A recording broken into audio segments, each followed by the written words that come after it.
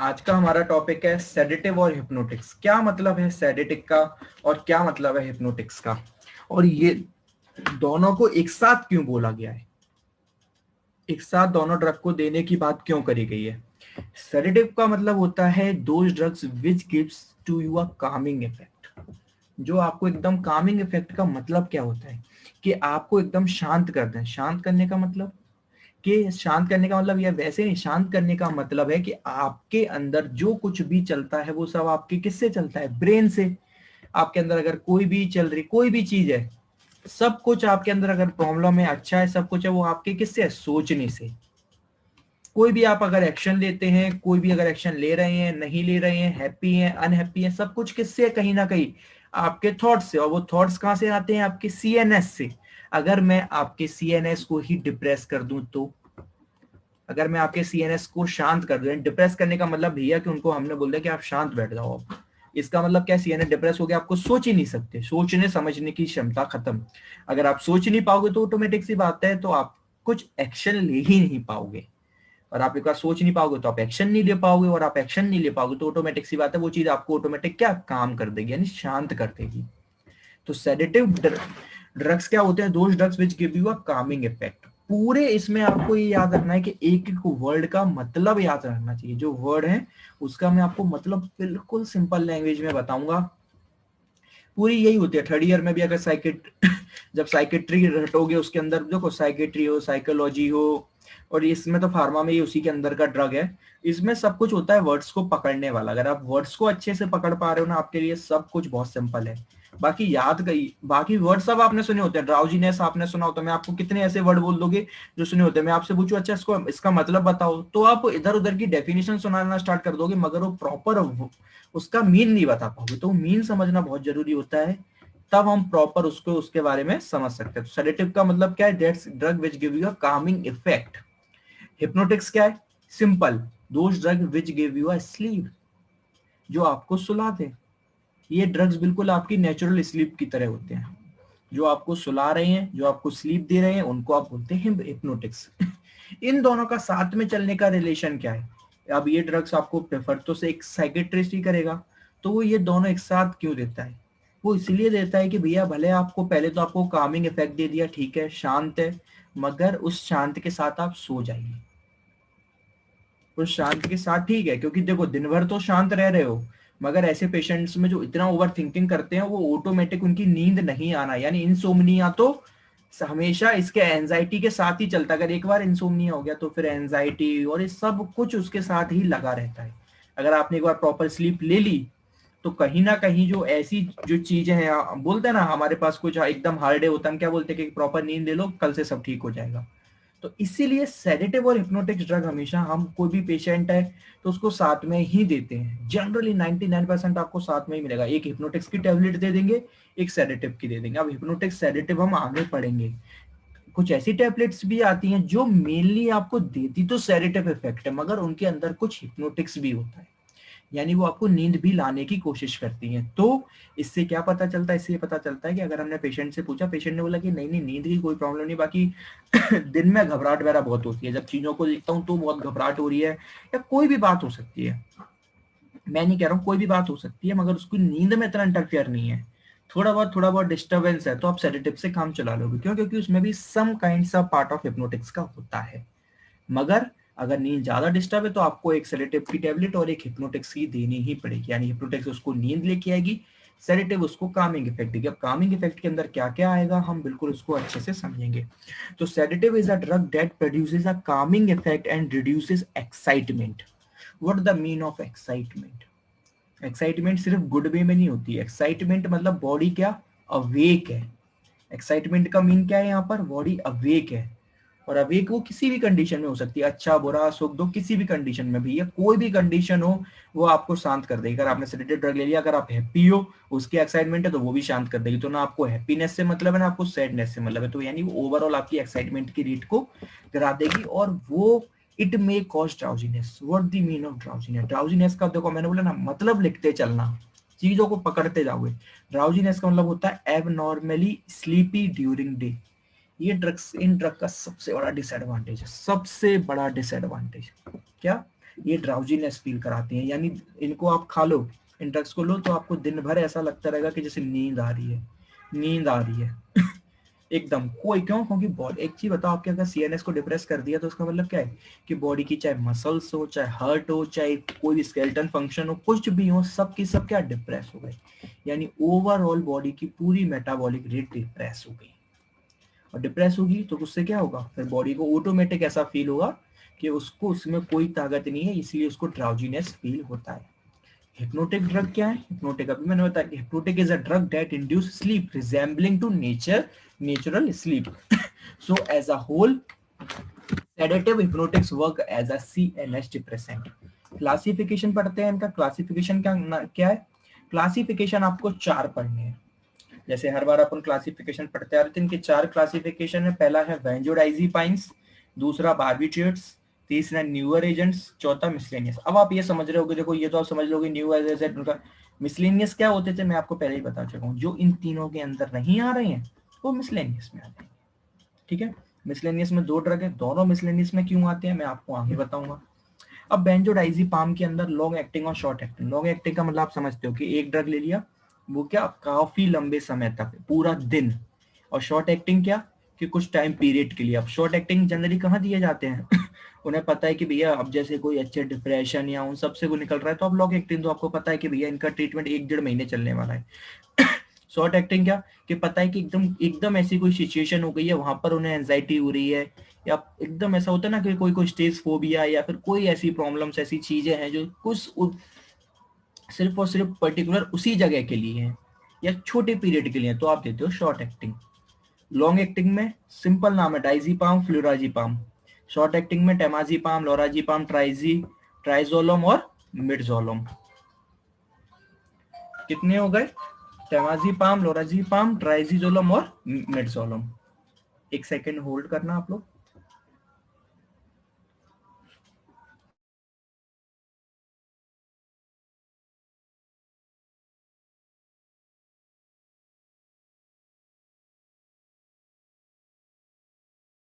Next हमारे कौन है? नेक्स्ट हमारे हैं बारबीट्यूरेट्स। बारबीट्यूरेट्स में क्या नाम है? फेनोबार्बिटोन, पेंटोबार्बिटोन। एक इसमें नहीं है, जैसे पेंटोमिस 5 ऐसी एक होता है हेक्सोबार्बिटोन।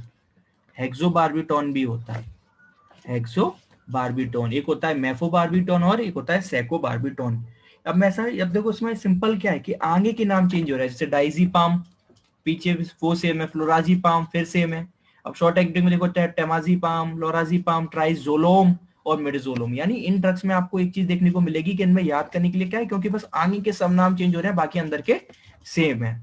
ऑनली किसी ने पूछा है, तानी ने पूछा है, sir can psycho prescribe this medication और साइकेट्रिस्ट? नहीं नहीं, केवल एक साइकेट्रिस्ट ही इन मेडिसिन को प्रिस्क्राइब कर सकता है और कोई नहीं। मगर हाँ, हिप्नोटिक्स ड्रग, मगर हिप्नोटिक्स ड्रग हैं वो जनरली और भी जो मेडिकल प्रोफेशनल होते हैं वो कर सकते हैं। जो मेडिकल है वो कर सकते हैं, क्यों? क्योंकि नींद किसी में भी, अगर किसी को हार्ट की प्रॉब्लम है तो नींद जा सकती है, डायबिटीज की प्रॉब्लम है तो नींद जा सकती है, ब्लड प्रेशर की प्रॉब्लम है तो नींद जा सकती है। इंसोम्निया तो आजकल भैया मतलब एक जैसे बीपी हो गई है, जैसे हार्ट की प्रॉब्लम हो गई, जैसे डायबिटीज हो गई, वैसे इंसोम्निया भी हो गया, हर कोई इंसोम्निया से। अब एक चीज याद रखना कि इंसोम्निया का मतलब ये नहीं होता कि दिन में सो रहे हो और रात में जग रहे हो, फिर रात में बोलो मैं इंसोम्निक हो गया हूँ। तो वो तो आपकी क्या है, प्रॉपर साइकिल है। आप चाहे दिन में सो लो चाहे रात में सो लो, नींद तो एक ही बार आनी है। अब जैसे अभी आपसे कोई, एक बार मैं डॉक्टर के पास गया था तो उसने बताया था कि अगर आपसे कोई बोले, जैसे अभी आपसे कोई पूछे अगर हफ्ते में 6 के 6 दिन छुट्टी हो तो आपके लिए संडे का कोई मतलब है? नहीं। तो सेम उसी तरीके से अगर आप दिन में सो लोगे तो आपके लिए रात में नींद का कोई मतलब नहीं है। ठीक है, तो बार्बिट्रेट्स के अंदर फेनोबार्बिटोन, पेंटोबार्बिटोन, हेक्सोबार्बिटोन, मेफोबार्बिटोन और सेकोबार्बिटोन। न्यूअर एजेंट्स के अंदर बिल्कुल जोल्पी, और ये आपको ना एक तो न्यूअर एजेंट्स अभी बहुत फायदा देने आगे आगे फायदा देंगे, जोल्पिडेम, जोपिक्लोन और जेलेप्लोन। मिसलिनियस में 2 ही है, पैराल्डिहाइड और क्लोरल हाइड्रेट। ठीक है, ये हमारे क्लास है। अब इनके अंदर हम डीप में पढ़ेंगे एक एक को, और बहुत अच्छे से इनका आपको एक्शन याद करना है, जिससे अंदर अच्छे से लिख के अपन आ सकते हैं। इतना डीप में इसमें नहीं है, फिर उसी तरीके से मैं पढ़ाऊंगा जैसे हर ड्रग को पढ़ाता हूँ। तो पहले हम पढ़ते हैं बेंजोडाइजीपाइंस को। ठीक है, बेंजोडाइजीपाइन पढ़ते हैं। अब मैं आपसे ये पूछूंगा पहले तो मैं ये वो चीज है, पहले तो ये माइंड में क्वेश्चन आएगा आप लोग के कि बेंजोडाइजीपाम वर्क कैसे करते हैं, क्या इनका मैकेनिज्म ऑफ एक्शन। अब ये देखो मैकेनिक एक्शन तो यहाँ इन्होंने मैकेनिक एक्शन है, यहाँ तो वो 2 लाइन में खत्म हो गया है। तो मैं आपको प्रॉपर तरीके से बताता हूँ क्या होता है कि बेंजोडाइज, देखो हमारे अंदर बहुत सारे न्यूरोट्रांसमीटर्स होते हैं बॉडी के अंदर। अब पहली बात हमें ये समझना है कि न्यूरोट्रांसमीटर होते क्या है। जैसे अगर न्यूरोट्रांसमीटर्स आर दोस, क्या it is a chemical messenger that transmits a signal from a neuron to a different neuron. वो ये क्या है, न्यूरोट्रांसमीटर, यानी न्यूरॉन से ट्रांसमिट कर सकते। अब ये एक न्यूरॉन से दूसरे न्यूरॉन को भी कर सकते हैं, या एक न्यूरॉन से एक मसल को भी कर सकते हैं, है ना, किसी को भी कर सकते हैं। न्यूरोट्रांसमीटर क्या नहीं, यानी वो सिग्नल न्यूरॉन से लेके या तो वो दूसरे न्यूरॉन्स को दे दें, या मसल के सेल को दे दें, या पर्टिकुलर किसी भी सेल या कार्डियक सेल को दे दें, किसी भी सेल को दे दें, मगर देंगे किससे, न्यूरॉन से। क्योंकि सारी इंफॉर्मेशन लेके कौन आना है, न्यूरॉन।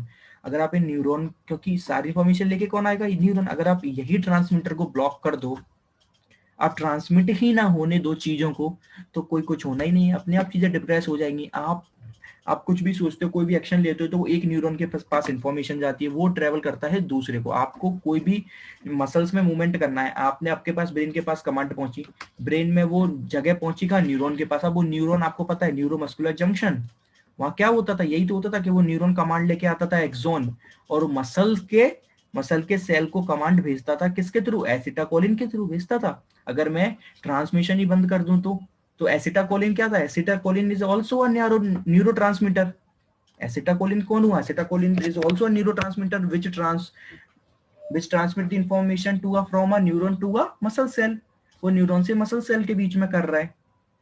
तो न्यूरोट्रांसमीटर्स होते हैं जो क्या इंफॉर्मेशन को एक दूसरे तक पहुंचाते हैं। अगर आप इन ट्रांसमीटर्स को ब्लॉक कर दो तो इंफॉर्मेशन एक दूसरे तक नहीं पहुंचेगी। सिंपल सी चीज है, अगर इंफॉर्मेशन नहीं पहुंचेगी तो फिर चीजें, वो एक्शन बंद हो जाएगा। आपको पर्टिकुलर कौन सा एक्शन बंद करना है, उसी का ट्रांसमीटर आप बंद कर दो। अब अब न्यूरोट्रांसमीटर भी होते हैं ना, वो 2 टाइप के होते हैं। कौन कौन से, एक होते हैं आपके इनहिबिटरी और एक होते हैं आपके एक्साइटरी। जो आपके न्यूरोट्रांसमीटर हैं ये आपके 2 टाइप के हैं, क्या से, एक है इनहिबिटरी और एक है आपके एक्साइटेटरी। अब नाम से ही पता पड़ रहा है, एक इनहिबिटरी यानी अगर आपके बॉडी में कोई भी एक्शन को बंद कराना है तो ये वाले न्यूरोट्रांसमीटर एक्टिवेट हो जाएंगे। जैसे आपको आपको आपको जैसे अगर एक्साइटेबिलिटी कौन सा होगा, कि आपको अगर मसल एक्शन कराना है, पहले एक्साइटेबिलिटी समझ लीजिए। अगर आपको मसल्स को एक्शन कराना है तो आप क्या करोगे, आपने ब्रेन को कमांड भेजी, ब्रेन ने मसल के पास किया, उसने कौन सा न्यूरोट्रांसमीटर भेजा था, एसिटाकोलिन, यानी ACH। तो what is acetylcholine, acetylcholine is the excited neurotransmitter. वो एक्साइटेबल है क्योंकि वो एक्शन कराता है। और वहीं में आपसे बोलो इनहिबिटरी कौन से, इनहिबिटरी वो होती है जो चीजों को बंद करते हैं, चीजों को बंद करते हैं। तो हम इसमें कौन से वाले, हमें कौन से वाले न्यूरोट्रांसमीटर की इसमें जरूरत पड़ेगी, एक्साइटेबिलिटी के नहीं, क्योंकि हमें चीजों को तो चालू करना नहीं है, हमें क्या करना है, हमें तो बंद करना है। तो हमारे लिए इसमें जरूरत होगी, वो होगी इनहिबिटरी न्यूरोट्रांसमीटर्स की। हमें इन इनहिबिटरी न्यूरोट्रांसमीटर को अगर हम एक्टिवेट कर दें तो वो ट्रांसमिशन को कर देंगे बंद। और अगर एक बार ट्रांसमिशन हो गया बंद, चीजें एक दूसरे तक पहुंचेंगी नहीं, अपने आप CNS काम करना कर देगा बंद, ऑटोमेटिक CNS डिप्रेस हो जाएगा।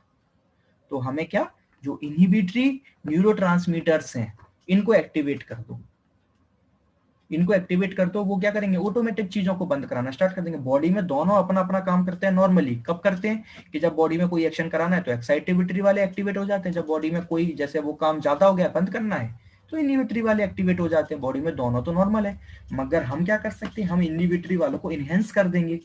हम उनके प्रॉपर्टीज है उनके इनहेंस कर देंगे, उनसे ज्यादा वर्क करवाएंगे। अगर वो ज्यादा वर्क करेंगे तो ऑटोमेटिक हमारा CNS डिप्रेस हो जाएगा। बहुत सारे इनहिबिटरी न्यूरोट्रांसमीटर्स होते हैं, हमें बहुत सारे नहीं पढ़ने, हम अभी सेडेटिव और हिप्नोटिक्स पढ़ रहे हैं, CNS के लिए पढ़ रहे हैं, तो हम तो एक ही पढ़ेंगे, हम पढ़ेंगे गावा। फिर गावा क्या है, गावा पढ़ना है, ठीक है। गावा क्या है, गावा इज अ इनहिबिटरी न्यूरोट्रांसमीटर, ठीक है। इनहिबिटरी न्यूरोट्रांसमीटर ये क्या करता है, ये एक न्यूरॉन से दूसरे न्यूरॉन तक इंफॉर्मेशन लेके जाता है ब्रेन के अंदर। क्या, जब एक न्यूरॉन से दूसरे न्यूरॉन में इंफॉर्मेशन जाती है ना ब्रेन के अंदर, अगर ये गावा एक्टिवेट हो गया तो वो इन दोनों को इंफॉर्मेशन को नहीं जाने देगा, क्योंकि इनहिबिट कर देता है। जब भी इंफॉर्मेशन जाती है एक न्यूरॉन से दूसरे न्यूरॉन के अंदर, वो तो लेके जाता है कौन, एक्साइटेबिलिटी वाला, मगर गावा आपने एक्टिवेट कर दिया तो वो इनहिबिट कर देगा, वो एक न्यूरॉन से दूसरे न्यूरॉन के बीच में इंफॉर्मेशन नहीं जाने देगा, क्योंकि it inhibits the neuron signal, वो न्यूरल सिग्नल को, वो इंफॉर्मेशन को ट्रांसमिट नहीं कर देने देगा। तो हमें अब हमें एक टारगेट पता चल गया कि भैया हमें गावा को इनहेंस करना है। गावा का फुल फॉर्म क्या है, गामा, जी से गामा, एएम से क्या, amino butyric acid, amino butyric acid, A से अमीनो, बी से ब्यूट्रिक, ए से एसिड, तो गामा अमीनो ब्यूट्रिक एसिड, ये इसका गामा का फुल फॉर्म होता है। तो मैं फिर से एक बिल्कुल सिंपल क्विक रिवीजन दे रहा हूं कि गामा है क्या, gamma it is a inhibitory neurotransmitter which inhibits the signal of neuron to one to another. अब जो भी ब्रेन में एक न्यूरॉन से दूसरे न्यूरॉन के बीच में जाते हैं, आप इस गामा को क्या कर दो, इनहेंस कर दो, इसके काम को बढ़ा दो। ये तो प्रेजेंट है ऑलरेडी है ब्रेन में, क्योंकि हर चीज की बॉडी में जरूरत है, आप तो इसके काम को इनहेंस कर देते हो, तो ये क्या कर देगा, जो ट्रांसमिट होते हैं उनको ब्लॉक कर देगा, ये ट्रांसफर नहीं होने देगा। अब इनको कैसे कैसे करना है, अब ये तीनों ड्रग है इसी पे काम करेंगे, चाहे वो वेंजिडाइजोपाम हो, चाहे बार्बिट्रेट्स हो, चाहे न्यूअर एजेंट, उन तीनों का काम एक ही है कि गावा का काम बढ़ाओ, इनहेंस करो गावा को। अब ये तीनों, बस दिक्कत ये कि तीनों फिर अलग अलग क्यों है, क्योंकि ये अलग अलग तरीके से करेंगे। अगर तीनों एक तरीके से कर देते तो एक ही क्लासिफिकेशन के अंदर आ जाते, तो ये तीनों अलग अलग तरीके से करते हैं, इसलिए अलग अलग क्लासिफिकेशन के अंदर है। बेंजोडाइजिपाम कैसे करता है, बेंजोडाइजिपाम बिल्कुल इस तरीके से करता है कि ब्रेन के अंदर एक बेंजोडाइजिपाम ऑलरेडी पहले ब्रेन के अंदर प्रेजेंट भी होता है, मगर आपके ब्रेन के अंदर बेंजोडाइजिपाम रिसेप्टर्स होते हैं, आपके ब्रेन के अंदर बेंजोडाइजिपाम रिसेप्टर्स होते हैं। जैसे ही आप बाहर से बेंजोडाइजिपाम भेजते हो, वो इन बेंजोडाइजिपाम रिसेप्टर से अटैच होता है। जैसे ही अटैच होता है, ये क्या, ये रिएक्शन करता है, और रिएक्शन करके गावा को इनहेंस कर देता है, यानी क्या, गावा को इंक्रीज कर देता है। गावा क्या, इनहिबिटरी न्यूरोट्रांसमीटर, इसको इंक्रीज कर देता है। जैसे ही ये इंक्रीज हुआ, ये एक न्यूरॉन से दूसरे न्यूरॉन को ट्रांसमिशन को रोक देगा, ऑटोमेटिक सीएनएस डिप्रेस हो जाएगा। बेंजोडाइजिपाम ने कैसे करा, बेंजोडाइजिपाम ने इस तरीके से करा कि ब्रेन के अंदर बेंजोडाइजिपाम के रिसेप्टर होते हैं। अब ये बहुत बड़ा क्वेश्चन उठता है, क्या रिसेप्टर प्रेजेंट होते हैं तो फिर बेंजोडाइजिपाम बॉडी के अंदर थोड़े बहुत नेचुरली बनने भी नहीं चाहिए, तो हाँ, बॉडी के अंदर नेचुरली थोड़े बहुत बनते हैं जब गावा को इंक्रीज करना होता है, मगर आप अगर नॉर्मली, वो तो नॉर्मली बनते हैं थोड़े बहुत, अगर आपको ज्यादा बनाने हैं तो आप क्या करेंगे, अगर आपको ज्यादा बनाने हैं तो आप बाहर से भेज दो बेंजोडाइजिपाम, खत्म बात। अब बाहर से भेज दोगे तो वो रिसेप्टर्स पे बैठेंगे, रिसेप्टर्स पे बैठ के दोनों एक दूसरे का कॉम्प्लेक्स बनाएंगे, कॉम्प्लेक्स बना के वो क्या कर देते हैं, गावा की इंक्रीज कर देते हैं। गावा को इंक्रीज कर देंगे तो वो ऑटोमेटिक क्या, इनहिबिट कर देगा।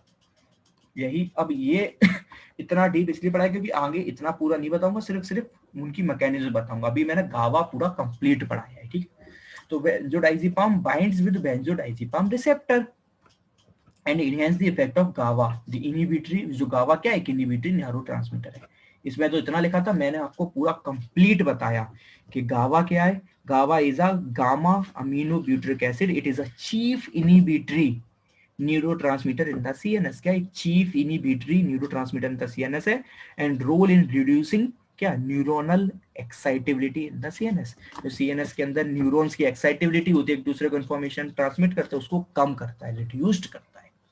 तो क्या समझ आ गया, इसलिए हम गावा को इनहेंस करेंगे। बेंजोडाइजिपाम कैसे करता है, अपने रिसेप्टर्स के तहत। अब इसके फार्मालॉजिकल, जो क्लोरोडाइजिपेप्टाइड है, वो फर्स्ट बेंजोडाइजिपाम पहली बार डिस्कवर करा गया था, ठीक है। एक सेकंड, किसी कट आउट है, मतलब कि वेंजोडाइजिपम ऑल बॉडी में, हाँ वही तो मैं कह रहा हूँ कि जो रिसेप्टर्स हैं वो पहले ही बॉडी में प्रेजेंट होते हैं। तो रिसेप्टर्स प्रेजेंट होने का मतलब ये भी है कि वेंजोडाइजिपम नेचुरली बॉडी में मिलते भी हैं, मगर वो थोड़ी क्वांटिटी में मिलते हैं। जब इनिबिट करना है वो उतनी क्वांटिटी में, आपको तो, आप तो एबनॉर्मल चीजें कर रहे हो ना, वो तो नॉर्मली थोड़े बहुत प्रेजेंट होते हैं। नॉर्मली जब जरूरत होती है बहुत ज्यादा, तब वो इनिबिट कर देते हैं, लेकिन आपको तो एबनॉर्मली इनिबिट करना है, बहुत ज्यादा इनिबिट करना है, तो आप फिर बाहर से बेचते हो बेंजोडाइजिपम, ठीक है।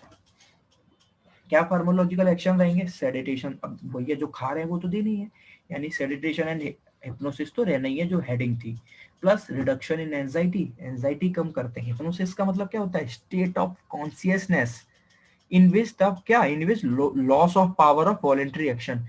हिप्नोसिस अब मतलब है कि किसी चीज को हिप्नोसिस कर दिया, हिप्नोटिक कर दिया। हिप्नोसिस कौन सी, कि आप उस टाइम पीरियड पे कॉन्शियसनेस में तो कॉन्शियस हो, पूरे कॉन्शियस हो, मगर आपके अंदर वॉलेटरी एक्शन करने की पावर खत्म हो गई, आप खुद वॉलेटरी कुछ नहीं कर पाते। तो इस तरीके से आप एकदम, ये सेडेशन और हिप्नोसिस कर देता है, नॉट हिप्नोटिक। हिप्नोटिक तो स्लीप दिला देगा, पूरा सुला देगा। हिप्नोसिस में क्या एकदम बिल्कुल भैया कोई कुछ हिम्मत करने की, आप कॉन्शियस हो, सेडेटिव के ऐसे कुछ सोच नहीं पा रहे, इसके वजह से कोई वॉलेटरी एक्शन नहीं कर पा। जब कर ही नहीं पाओगे तो ऑटोमेटिक बेड पे ले जाओगे और चुपचाप लेट जाओगे, कुछ करोगे ही नहीं। और एंजाइटी भी कम करता है। अब यहाँ पर एक पॉइंट आ रहा है भैया तीसरा, muscle relaxation. Benzodiazepine decrease muscle tone. अब मुझे कोई बताएगा कि बेंजोडाइजिपाम हम इससे पहले भी एक जगह पढ़ के आ चुके हैं, मसल रिलैक्सेंट में। और मसल रिलैक्सेंट में हमने कहाँ पढ़ा था इसको, सेंट्रली वाले में। अगर किसी मसल रिलैक्सेंट में तीन थे, एक था सेंट्रली, एक था पेरिफेरली, और एक था डायरेक्टली। सेंट्रली वाला डायरेक्ट काम कर रहा था ब्रेन पर, पैरेलली वाला एनएमजे पर, इसलिए मैंने पूरा आपको एनएमजे भी सिखाया था। और डायरेक्टली वाला वर्क कर रहा था मसल पर, कर रहा था। तो ये वर्क करता है सेंट्रली वाले पे, क्योंकि मैंने आपको पहले ही कहा था, क्योंकि मसल्स को अभी, और उस टाइप पे भी मैंने आपको समझाया भी था, उस टाइम पे मैंने आपको बहुत अच्छे से समझाया भी था। क्या समझाया था कि आप जब भी टेंशन फ्री होते हो, सब कुछ होते हो, आपकी बॉडी तुरंत आपकी क्या करती है, मसल्स को रिलैक्स करना चाहती है। तो आप इन ड्रग से आपकी सारी मसल्स को रिलैक्स कर देते हो। रिलैक्स करने से क्या होता है, ब्रेन को कमांड पहुंचती है कि अच्छा सब सही है। सब एक दूसरे को देखो, एक दूसरे के इन्वर्सली है कि जैसे ही आपको लगता है सब सही है, ऑटोमेटिक मसल रिलैक्स हो जाती है। या फिर मसल रिलैक्स कर दो तो ब्रेन को ऑटोमेटिक लगेगा कि सब सही है। तो आपने क्या दूसरा फंडा अपनाया, आपने मसल को रिलैक्स कर दिया और आपने ब्रेन को बेवकूफ बनाया कि भैया सब सही है, शांत हो जाओ। तो मसल रिलैक्सेंट भी है। कौन सा वाला, सेंट्रली एक्टेड। अगर आपको सेंट्रली एक्टेड याद है, मैंने आपको बताया था वो क्या डिप्रेस करता था, स्पाइनल में एक रिफ्लेक्स होते थे, पॉलीसिनेप्टिक रिफ्लेक्स। थोड़ा सा रिवाइज करा देता हूँ, पॉलीसिनेप्टिक रिफ्लेक्स थे, पॉलीसिनेप्टिक रिफ्लेक्स। वो ये वाले ड्रग उन रिफ्लेक्स को क्या कर देगा, बंद कर देगा। और एक बार ये रिफ्लेक्स बंद हुए तो ऑटोमेटिक क्या हो जाएगी, मसल टोन गिर जाएगी। क्यों, क्योंकि ये वाले रिफ्लेक्स ही रिस्पॉन्सिबल होते हैं किसके लिए, किसके लिए रिस्पॉन्सिबल होते हैं, टोन को बढ़ाने के लिए। This reflex maintains muscle tone. अगर आप इन रिफ्लेक्स को बंद कर दो ये, तो ये क्या हो जाएंगे, ऑटोमेटिक टोन गिर जाएगी। ठीक है, ये सेंट्रली एक्ट वो करते हैं। अब नेक्स्ट हमारा है कि anti convergent effect. Anti convergent effect मतलब क्या, टू कंट्रोल सीजर्स और कन्वर्जन। एपिलिप्सी वाले पेशेंट में, इनको एपिलिप्टिक या ऐसे कन्वर्जन्स में, सिर्फ epilepsy is one of the example for the convergence. बहुत सारे केसेस होते हैं जिसमें कन्वर्जन्स आते हैं। तो कन्वर्स सीजर्स आते हैं ना, सीजर्स एकदम भयंकर, तो उन पेशेंट में भी ये ड्रग दिया जाता है, उनका भी इनमें भी ये फार्माकोलॉजिकल एक्शन है। किसी ने फायरिंग पूछा है, मुझे समझ नहीं आया, प्रॉपर लिखिए क्या क्या क्या डाउट है आपका।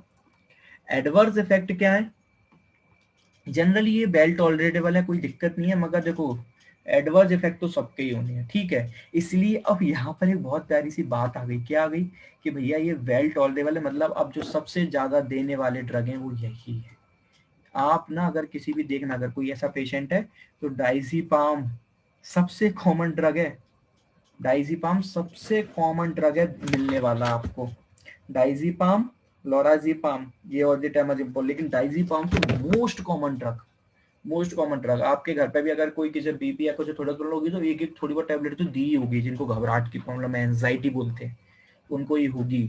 तो डाइजीपाम बहुत टॉलरेबल है, कोई दिक्कत नहीं होती, मगर थोड़ा बहुत तो सब में होना ही है। क्या होते हैं थोड़े बहुत, जैसे ड्राउजीनेस, ड्राउजीनेस बता चुका हूँ, क्या दिन में नींद आना, कंफ्यूजन होना। अब देखो ये सब तो इसलिए होना है कि भैया आप सीएनएस डिप्रेस कर रहे हो, तो उस अब जितने भी सीएनएस के काम है वो सब क्या हो जाएंगे, ऑटोमेटिक डाउन हो जाएंगे। तो भैया ड्राउजीनेस, दिन में नींद आना, कंफ्यूजन होगी, क्योंकि आपका मेंटल शांत कर दिया, एमनेसिया यानी मेमोरी लॉस होनी है।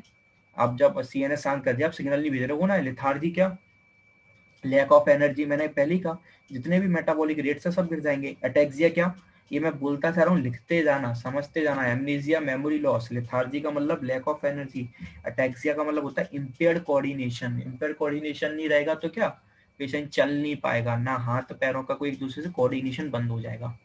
डे टाइम सेडेशन, दिन में भी सब ये सब नींद वगैरह आना और ये सब तकलीफ होंगी। इम्पेयर्ड मोटर कोऑर्डिनेशन तो होना ही है, इम्पेयर मोटर कोऑर्डिनेशन यानी गाड़ी वाड़ी नहीं चला पाएगा, ड्राइविंग नहीं कर पाएगा, कुछ भी नहीं कर पाएगा। ऐसे पेशेंट्स, इसलिए ऐसे ड्रग खाने के बाद ये सब होता है।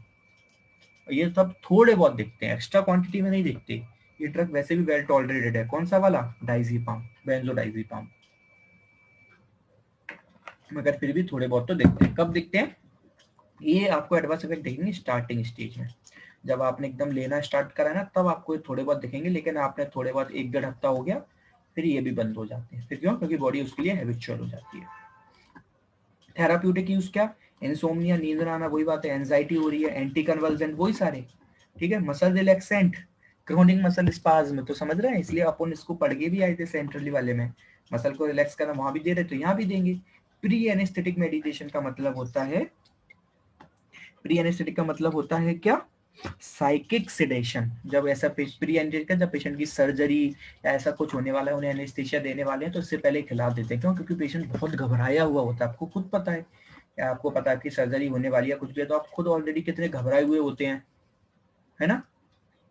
तो इसीलिए ये आपको पहले एनेस्थेशिया के साथ भी पहले दे दिया जाता है, जिससे आपकी बॉडी एकदम रिलैक्स हो जाए, कामिंग हो जाए, एक तरीके से मसल भी रिलैक्स हो जाए। हम पढ़ के भी आए थे पिछली बार मसल रिलैक्सेंट में, कि सर्जरी से पहले भी मसल रिलैक्सेंट देते हैं, जिससे क्या आपको एरिया इजीली मिल जाए। तो एक तरीके से घुमा फिरा के वही बात है। लिथार्जी का मतलब होता है लैक ऑफ एनर्जी, एनर्जी कम होना। और कब? ड्यूरिंग एल्कोहल विड्रॉ, जब विड्रॉ सिम्टम्स आते हैं ना अल्कोहल छुटाने के, तो उन सब में भी तो यही सिम्टम्स आते हैं। तो उनमें भी आपके ब्रेन को ही शांत करा दिया, सुला दिया, आपको सोच ही नहीं पाओगे। तो ये आपके क्या रहा? ये था आपके किसके बारे में? बेंजोडाइजीपाम के बारे में। अब हम पढ़ेंगे बार्बिट्रेट्स के बारे में। ये बार्बिट्रेट्स आप याद रखना, ये देते ही नहीं है। क्यों नहीं देते? अभी आगे बात करेंगे, पहले बता देता हूँ, नहीं देते। मोस्ट कॉमन देने वाले बेंजोडाइजीपाम में बार्बिट्रेट्स देते ही नहीं है। इसमें लॉन्ग एक्टिंग में कौन से? फेनोबार्बिटॉन, मेफोबार्बिटॉन, शॉर्ट एक्टिंग में पेंटोबार्बिटॉन, हेक्सोबार्बिटॉन, और भी बहुत सारी ड्रग्स हैं। इनका मैकेनिज्म ऑफ एक्शन क्या है? मैंने कहा था देखो, हर ड्रग का मैकेनिज्म ऑफ एक्शन एक ही है, गावा को इनहेंस करना। वो रिसेप्टर्स पे बैठ के करते थे, ये रिसेप्टर्स पे नहीं बैठते। ये क्या करते हैं? ये गावा के रिसेप्टर्स पे बैठ जाते हैं। यानी देखो, गावा को जब इनहेंस करना है, गावा देखो कोई भी चीज बॉडी में जब भी काम करती है जब उसके खुद के रिसेप्टर्स हो। तो जब गावा अपने आप को एक्टिवेट करता है बॉडी में नॉर्मली, तो वो कैसे करता होगा? ऐसे ही तो करता होगा कि खुद के रिसेप्टर्स पे जाके बैठता होगा, है ना। खुद के रिसेप्टर्स पे जाके बैठ के वो बैठता होगा खुद के रिसेप्टर पे, तभी तो जाके वो अपने आप को एक्टिवेट करता होगा, है कि नहीं। तो ये क्या करते हैं? अब वो कब बैठेगा? जब बॉडी में उसकी नीड होगी, नॉर्मली तो बैठेगा नहीं। पहला वाला हमने क्या पढ़ा था कि भैया बेंजोडाइजीपाम के रिसेप्टर्स बॉडी के अंदर प्रेजेंट थे, जो गावा को इंक्रीज कर रहे थे, तो हमने क्या करा कि हमने बाहर से ही बेंजोडाइजीपाम भेज दिया था, जो अपने रिसेप्टर्स के साथ बैठा और गावा को इंक्रीज कर दिया। मगर अब अगर हम उसकी जगह बार्बिट्रेट्स लें, तो बार्बिट्रेट्स क्या करते हैं? गावा के रिसेप्टर्स पे ही जाके बैठ जाने, यानी बार्बिट्रेट्स आल्सो मिमिक्स दी गावा। एक तरीके से मिमिक्स, गावा की तरह मिमिक्स भी तो कर रहा है। एक चीज बताओ, कोई उसके रिसेप्टर्स पे क्या ऐसे बैठ सकता है क्या? नहीं, उसको उसकी तरह होना पड़ेगा, तभी उसके रिसेप्टर्स पे बैठ पाएगा। तो बार्बिट्रेट्स बैठते जाके गावा के रिसेप्टर्स पे, इसलिए वो कैसे मिमिक करते हैं? गावा की तरह मिमिक करते हैं और गावा के रिसेप्टर्स पे जाके बैठ जाते हैं, फिर एक कॉम्प्लेक्स बनाकर गावा को इनहेंस कर देते हैं। देखो, इनहेंस तो गावा को तीनों में करना है, बस अलग अलग है। इसमें क्या है, बारबी जो आपके बेंजोडाइजीपाम थे वो उसके रिसेप्टर्स पे बैठ के कर रहे थे, इसमें डायरेक्ट गावा के रिसेप्टर्स पे बैठ के कर देते हैं। हाँ, वॉइस क्लियर नहीं आ रही? कहाँ तक? देखो, ये वाला तो मैंने आपको बताया था कि बेंजो वाला, जो वाला आपको बेंजोडाइजीपाम बता दिया कि उसके रिसेप्टर्स पे बैठ के गावा को कर रहा था। मगर बॉडी में गावा के खुद के रिसेप्टर्स भी हैं, जब गावा को खुद बढ़ना है तो उसके भी रिसेप्टर्स होते हैं। तो ये क्या बार्बिट्रेट्स क्या है? ये इसके अलग से कोई रिसेप्टर तो है नहीं, ये तो आप बाहर से दे रहे हो बना के। तो बार्बिट्रेट्स क्या करते क्या है वो जो ये गावा को मिमिक करते हैं और उसके रिसेप्टर्स पे जाके बैठ जाते हैं। जैसे इसके रिसेप्टर बैठेंगे, कॉम्प्लेक्स बनेगा, गावा का काम बढ़ जाएगा। और गावा आपको पता है इनहिबिटरी, गावा का काम आपको पता है इनहेंस हो जाएगा। इनहिबिटरी एक्टिविटी ऑफ गावा की इनहिबिटरी एक्टिविटी तो है न्यूरोट्रांसमीटर की। तो ये दोनों में डिफरेंस प्लीज क्लियर होना चाहिए। तो ये इसके खुद के रिसेप्टर पे बैठता है, बल्कि बेंजोडाइजीपाम तो खुद के रिसेप्टर पे बैठा था। ये बार्बिट्रेट्स इसके खुद के रिसेप्टर नहीं है, ये गावा के रिसेप्टर्स पे जाके बैठता है। बस इतना सा अंतर है। फार्मोलॉजिकल एक्शंस क्या होंगे इसके? वही सारे जो सबके हैं, सबके जो हम पढ़ के आए वही सारे एक्शंस हैं। CNS पे क्या है, सेडेशन हिप्नोसिस देना है। एनेस्थीसिया, हाँ एनेस्थीसिया भी उसका होता है, जो एक थायोपेंटोन है वो दिया जाता है इंट्रावीनस। एनेस्थीसिया का मसल रिलैक्सेशन जरा एंटी कन्वल्सेंट है ये। अब यहाँ पर एक बहुत प्यारी लाइन लिखी है, इसलिए मैं बता रहा था कि ये ड्रग्स देने से क्यों मना करते हैं। ये लाइन है, ये लाइन ये लाइन का मतलब क्या है, ये रेस्पिरेटरी सिस्टम पर भी वर्क करते हैं, आपका रेस्पिरेशन को डिप्रेस कर देते हैं। ये इसका सबसे बड़ा डिसएडवांटेज है, मगर इसको हमने फिर फार्माकोलॉजिकल एक्शन में क्यों लिख दिया। ये पॉइंट है ना कि इसको हमने फार्माकोलॉजिकल एक्शन में क्यों लिखा, इसीलिए लिखा हमने इसको क्योंकि कुछ लोगों में, क्या आपको पता है कि बहुत ज्यादा कुछ लोग एंजाइटी के टाइम पे आपने कुछ ऐसे देखोगे जो खतरनाक सांसें लेने लग जाते हैं, भयंकर ब्रीथिंग करते हैं, बहुत ज्यादा ब्रीथ करते हैं, भी जरूरत भी नहीं है फिर भी भयंकर ब्रीथ कर रहे हैं। तो उन लोगों में ये ड्रग दिया जाता है थोड़ी क्वांटिटी में। वो क्या कर देते हैं, आपको रेस्पिरेशन को हल्का सा डिप्रेस कर देते हैं जिससे वो बैक टू नॉर्मल आ जाए। मगर ये इतना खतरनाक है कि अगर आपने थोड़ा बहुत भी ज्यादा दे दिया या इन केस पेशेंट इसके लिए इनटॉलरेंट है और कहीं डिप्रेशन ज्यादा हो गया रेस्पिरेशन का, तो पेशेंट की डेथ होना बिल्कुल कॉमन है। यानी ये इसके फार्माकोलॉजिकल एक्शन तो है थोड़ा बहुत कम करना, मगर ये इसका सबसे बड़ा डिसएडवांटेज भी है। तो याद रखना, इसलिए ये ड्रग को देना बंद कर दिया है। ठीक है, CVS में क्या, अगर हल्की सी माइल्ड हाइपोटेंशन वगैरह हुई है, बीपी कम है, तो ये ड्रग दिए जाते थे। अब तो ये ड्रग वैसे ही बंद कर दिए हैं, लेकिन बंद कर दिए, हमें उससे फर्क नहीं पड़ता, हमें पढ़ना है। वो वाले किस पे वर्क कर रहे थे, मसल रिलैक्सेंट। मसल रिलैक्सेंट तो सभी होना है क्योंकि मसल रिलैक्स तो करना ही है। वो काम कर रहे थे सेंट्रली पे, ये काम करते हैं पेरिफेरली पे। क्यों, क्योंकि ये NMJ पे काम करते हैं। ये अगर आप हायर डोज में दे दोगे, थोड़े बहुत डोज में नहीं, थोड़े बहुत डोज में कुछ नहीं होता, अगर ये ज्यादा डोज में दे दोगे तो NMJ को क्या कर देंगे, NMJ के जो एक्साइटेबिलिटी है वो सब कम कर देंगे। तो आपका मसल क्या नहीं होगा, मसल कोऑर्डिनेशन नहीं होगा, मसल नहीं होगा तो मसल रिलैक्स हो जाएंगे। ठीक है, याद रखना ये वाली लाइन रेस्पिरेटरी सिस्टम वाली। ठीक है, इसी वजह से ये दिया जाता था, लेकिन अब इसी चक्कर में इसको बंद कर दिया है। एडवर्स इफेक्ट क्या है, अटैक्सिया, अटैक जो वो एडवर्स इफेक्ट दोनों के सेम होंगे, लेकिन इसका एक जो एक्स्ट्रा एडवर्स इफेक्ट है वो ये है, इसी वजह से इसको बंद करा। ठीक है, बिहेवियरल डिस्टर्बेंस ये सब उसमें भी लिख सकते हो, ड्राउजीनेस, डिप्रेशन, क्या रेस्पिरेटरी डिप्रेशन, रेस्पिरेटरी डिप्रेशन।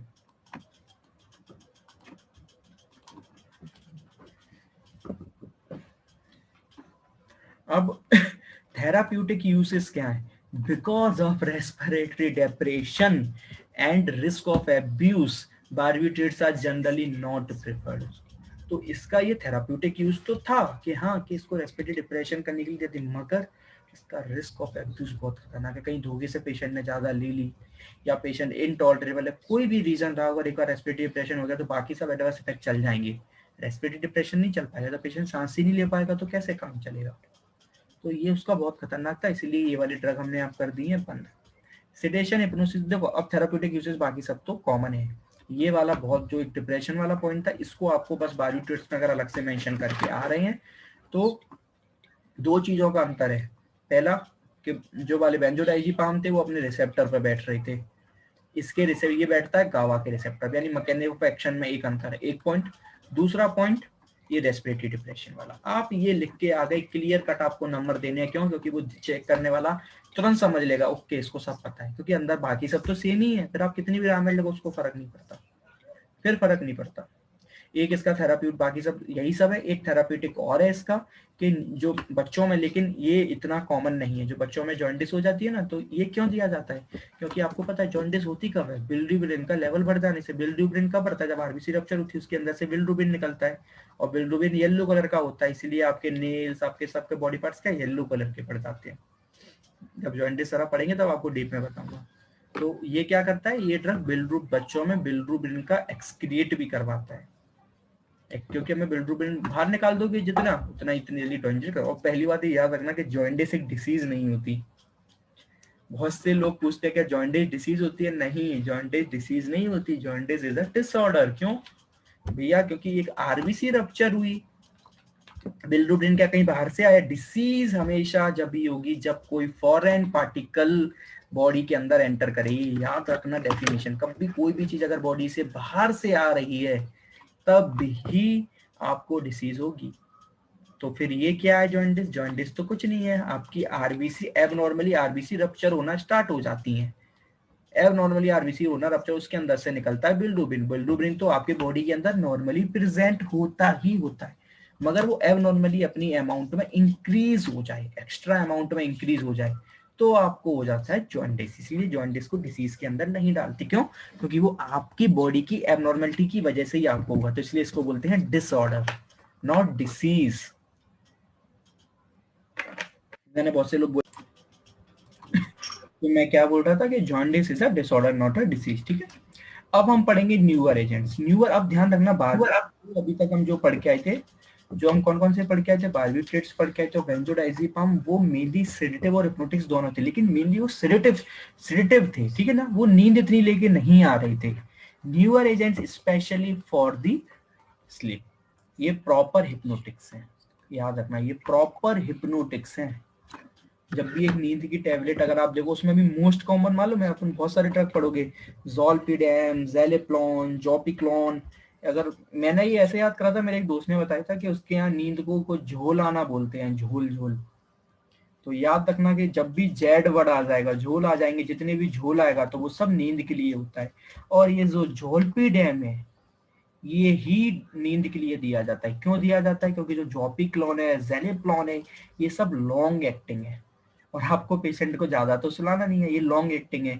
एक बार दे दी तो पेशेंट सो रहे हैं, दो दो ये जब दिए जाते हैं ज्यादा से, मतलब समझ रहे हो कि पेशेंट के घर पे किसी की डेथ हो गई है या कुछ है, तो आपको अब एक एक दो दो दिन निकालने, ऐसी कंडीशंस हो गई हैं कि वहाँ एक लॉन्ग टाइम पीरियड निकालना है, तो ये दिए जाते हैं। जनरली नहीं दिए जाते। बाकी सब ऐसी कंडीशन में कैसे दिए जाते हैं? जोलपीडियम। 99% जो ये नींद की टेबलेट जाती है उसके सब अंदर होता है, सबके अंदर होता है जोलपीडियम। मैं आपको बहुत सारे नाम बता दे रहा हूँ, जॉल, और सब जितने भी मेडिसिन के नाम आते हैं ना, वो भी जेड से ही स्टार्ट होते हैं मोस्टली, जैसे जॉलफ्रेस, जैपी, जॉलवे।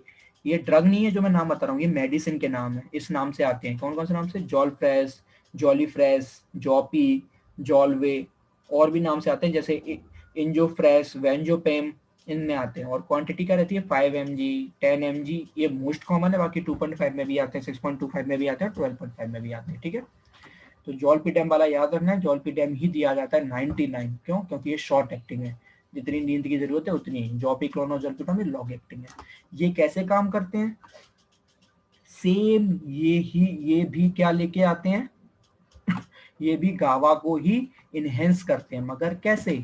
ये सेम टू सेम गावा को इनहेंस करते हैं बिल्कुल किसी तरीके से, गावा के रिसेप्टर्स पे बैठ के, गावा के रिसेप्टर्स पे बैठ के। तो फिर आप पूछ सकते हो गावा के रिसेप्टर पे बैठ के कर रहे हैं, मगर इनका फंक्शन अलग है। ये सिर्फ नींद लेके आते हैं, कोई भी सेडेटिव नहीं लेके आते। ये उनके रिसेप्टर्स पे ही बैठते हैं, यानी जैसे बार्बिट्रेट्स वगैरह ये सब वर्क कर रहे थे, बिल्कुल उसी तरीके से उनके क्या, बाय बाइंडिंग टू द गावा रिसेप्टर्स, ये भी गावा के रिसेप्टर्स पे ही बैठते हैं। अलग से जैसे बेंजोडाइजेपिम में अलग से उनके रिसेप्टर थे, ये उनके कोई रिसेप्टर, जैसे बार्बिट्रेट्स के भी रिसेप्टर नहीं थे, मगर बार्बिट्रेट्स को आपने लेने से मना कर दिया था। क्यों? क्योंकि उसका रेस्पिरेटरी डिप्रेशन था। ये मगर आप उसका यूज करके आपने दूसरा ड्रग बनाया, जिसको आपने नाम बोला नया, न्यूअर एजेंट, इसलिए इसका नाम न्यूअर एजेंट पड़ा। क्यों? क्योंकि ये वर्क तो उसी की तरह कर रहा था, मगर वो ड्रग को लेना मना कर दिया, क्योंकि उससे रेस्पिरेटरी डिप्रेशन हो रहा था, इसलिए उसको मना करा। ये दूसरे ड्रग बनाए गए इसमें सिर्फ और सिर्फ आपको क्या इफेक्ट मिलता है? सिर्फ और सिर्फ आपको इफेक्ट मिलता है हिप्नोटिक्स, नींद आना। ठीक है, तो दे आर द नॉट, ठीक है, तो फैसिलिटी इनहिबिटरी एक्शन ऑफ गावा, दीस आर नॉट एनेस्थेटिक, और इनका कोई भी काम नहीं है सिर्फ नींद के अलावा। कोई एनेस्थेटिक इफेक्ट नहीं देते, कोई मसल रिलैक्सेंट नहीं देते, कोई एंटी कन्वर्जेंट, कुछ भी नहीं, सिर्फ और सिर्फ नींद, यानी स्लिप, यानी सिर्फ और सिर्फ हिप्नोटिक्स ड्रग है ये। तो याद रखना, न्यूअर ड्रग्स के अंदर ये सिर्फ और सिर्फ हिप्नोटिक्स ड्रग है, न्यूअर एजेंट्स में। उसमें भी कौन से? जोलपीडेम है, वो आपका गुड, सबसे कॉमन गुड हिप्नोटिक ड्रग है। क्यों? क्योंकि ये शॉर्ट एक्टिंग है, और ये एंटी कन्वर्जन, मसल रिलैक्सेंट वगैरह इस पे इफेक्ट नहीं है, वीक लिखा है। ज़ेलेप्लोन और जोपिक्लोन इसलिए मना करते हैं क्योंकि ये प्रोलॉन्ग्ड स्लीप है, तो ऐसा नहीं है आपने दे दिया पता बड़ा पेशेंट उठ ही नहीं रहा। ठीक है, तो ये इसमें और इसमें क्या अंतर था? सिर्फ इतना सा अंतर था, इसलिए इसका नाम अलग से न्यूअर एजेंट रखा गया। इसलिए अलग से कोई नाम नहीं दिया न्यूअर एजेंट। क्यों? क्योंकि ये बैठ तो गाबा के रिसेप्टर पे ही रहा है, मगर उनको बंद कर दिया, इसलिए ये ड्रग दिए जाते हैं। लास्ट वन दो बचते हैं मिसलेनियस। मिसलेनियस क्यों? क्योंकि इनमें दो की क्वालिटी एक साथ है। पहला है क्लोरल हाइड्रेट। क्लोरल हाइड्रेट क्या used as an alternative to benzodiazepine. जो फर्स्ट वाला था ना, उसकी जगह दिया जाता है, ठीक है।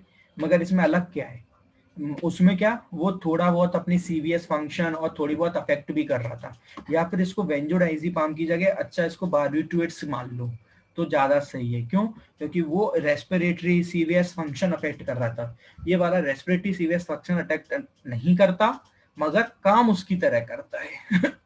तो ये अल्टरनेटिव हो गया उसका, ठीक है। Chloral hydrate. पैराल्डिहाइड क्या हो गया? ये गुड हिप्नोटिक्स है, तो फिर इसको न्यूअर एजेंट में क्यों नहीं रखा गया? ये गुड हिप्नोटिक है, मगर इसमें आपको एंटी कन्वर्जेंट प्रॉपर्टीज भी मिलती हैं।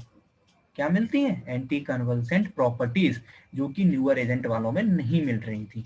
तो इसलिए पैराल्डिहाइड क्या हिप्नोटिक्स भी है, साथ साथ एंटी कन्वर्जेंट प्रॉपर्टीज भी शो करता है, इसलिए इसको मिसलेनियस में रखा गया, ठीक है। It's all about sedative and hypnotics.